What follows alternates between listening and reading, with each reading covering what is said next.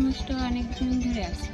আর এই হাত পা মানে ফুলছে, এখনো দেরি আছে, 4 মাস দেরি আছে। হাত পা সব ফুলে যাচ্ছে, মানে বেশি ভারী কাজ করতে গেলে তখন একটু শ্বাসকষ্টে যেতে গেলে আমাদের গোসাবাই যেতে হয়। ওই চেকআপে নিয়ে গেছে, আমার ছেলে নিয়ে গেছে সঙ্গে করে, নিয়ে এসে সকালে গেছে আর সন্ধ্যে অবধি ওখানে সারাক্ষণ দাঁড়িয়ে আছে। আর এমনি আমাদের জটিরামপুর গেলেও তো অসুবিধা, ওখানে ভেঙে গেছে, মানে ভাটা বেলায় একদম ওঠা যায় না। একটা কাঠের সিঁড়ি দেয়, মানে নৌকার থেকে আর ওই পাড়ের থেকে একটা কাঠের সিঁড়ি দেয়, ওই সিঁড়ি পেয়ে উঠতে হয়। কিন্তু এইসব মায়েদের ওরকম করা তো অসুবিধা না। ওই আমাদের কিছু করতে গেলে দৌড়ে গোসাবাই যেতে হয় হসপিটালে, আর হসপিটালে এখন ভালো ডাক্তারও তেমন নেই, নাইতে কেন আলোচনা করতে গেলে ওই কেন।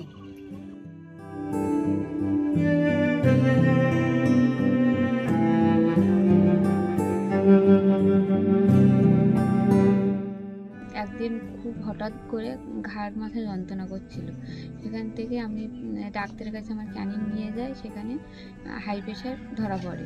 রাত্রিবেলা আমার মা কেনাকাটা করছিল, আর ঠাম্মা বলছিলাম মা কেনাকাটা করছে,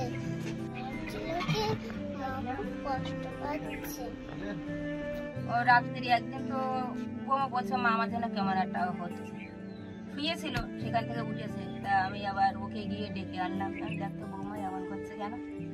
ওই এসে প্রেশার মামলো। আমাদের সার্ভে দেওয়া হয় হাইপার টেনশনে। এবার গ্রামে গিয়ে যখন আমি সার্ভেটা করি, অনেক বাড়িতে যেরকম নিজেরাই জানে না যে তাদের প্রেশার কত হাই আছে বা তাদের বিপদ হতে পারে যে কোনো মুহূর্তে, নিজেরাই জানে না। এর থেকে আমি প্রতিদিনই দেখে যাই, বা 2-1 দিন না আসতে পারলেও ফোন করে নিই।